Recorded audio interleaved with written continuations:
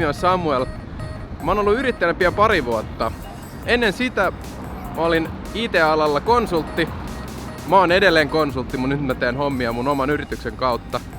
Mut on kysytty, että miten mun elämä eroaa nyt yrittäjänä versus silloin, kun mä olin palkkatyöläisenä. Tää video kertoo siitä. Ensimmäinen ja ehkä isoin asia on ollut se tajuaminen, että jotta mä voin maksaa itselleni palkkaa, niin Mondaylla pitää olla rahaa tilillä. Eli hyvin lyhyesti sanottuna, yrityksellä täytyy mennä hyvin, jotta mullakin menee hyvin. Työntekijänä mä en välttämättä aina miettinyt sitä niin paljon, että meneekö yrityksellä hyvin.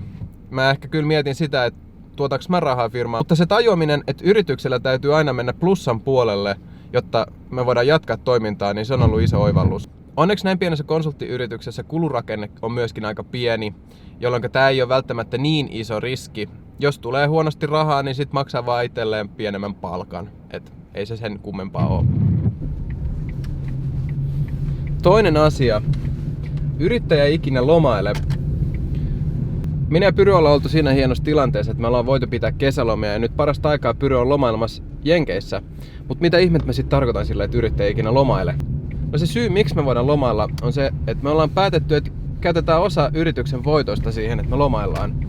Mutta toki silloin kun yrittäjä lomailee, niin hän ei voi täysin päästää irti, vaan hän täytyy silti hoitaa kaikkia yrityksen asioita, kuten laskujen maksamista. Mä sanoisin siis, että yrittäjä ei ikinä lomaile, hän vaan päättää, miten paljon hän tekee töitä ja missä paikassa hän sen tekee. 3. asia. Yrittäjän täytyy olla valmis tekemään paljon muutakin kuin pelkkää ydinosaamistaan.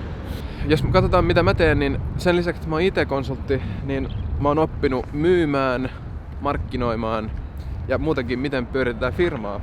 Ja yrittäjälle se on erittäin tärkeää, että on semmoinen luonne, että uskaltaa heittäytyä.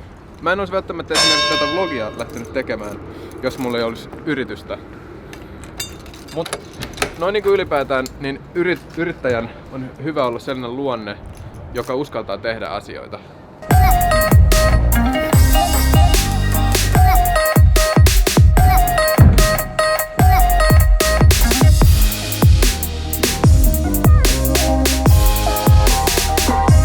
Neljäs asia. Yrittäjä on itse vastuussa omasta oppimisestaan. Silloin kun mä olin työntekijä, niin mä oon aina ollut semmoisessa yrityksessä ja duunissa, jossa on ollut tosi lahjakkaita työkavereita, jolta on oppinut vaikka ja mitä, ja jolta on aina voinut kysyä, jos on ollut jotain asioita, mitä ei itse tiedä. Nyt yrittäjänä mulla ei välttämättä ole sellaista, mulla on Pyry ja tietysti asiakkaalla mä opin. Mutta yrittäjänä sulla ei automaattisesti ole sellaista verkkoa, joten se on sun omalla vastuulla luoda se. Eli kannattaa hommata ystäviä, jotka on sua fiksumpia, jolta voi kysyä ja jotka toimii sparrailuapuna. 5. asia. Yrittäjän on helpompi nähdä kokonaisuus. Tämä saattaa kuulostaa tyhmältä tai jopa loukkaavalta, mutta mä itse kokisin, että yrittäjänä on helpompi ymmärtää se kokonaisuus ja myös vaikuttaa siihen. Tämä on siitä syystä, että kun pitää hoitaa niitä pieniä asioita, mutta myös isompia asioita, niin on myöskin helpompi vaikuttaa siihen lopputulokseen ja siihen ison kokonaisuuteen. Tämä korostui varsinkin silloin, kun mä olin työntekijä, niin välillä tuntui siltä, että oli pieni ratas isoissa koneistossa ja ei oikein voinut vaikuttaa muihin asioihin kuin niihin, jotka oli kaikesta lähempänä mua. Nyt yrittäjänä mulla on mahdollisuus vaikuttaa kaikkeen, mitä Monday tekee, ja sen takia mulla on myöskin parempi mahdollisuus vaikuttaa kokonaisuuteen ja myös hallinnoida ja tehdä sitä kokonaisuudesta paremman. Yrittämistä on paljon mystifioitu ja se on saatu kuulostaa todella vaikealta ja sellaiselta, että pitäisi osata vaikka ja mitä. Mutta mun mielestä se on turha pelko, sillä kyllä nämä kaikki asiat oppii oikealla asenteella. Ja se täytyy myöskin sanoa, että ei yrittäminen ole kaikille eikä kaikkien tarvitse olla yrittäjiä, mutta mulle se on sopinut tosi hyvin.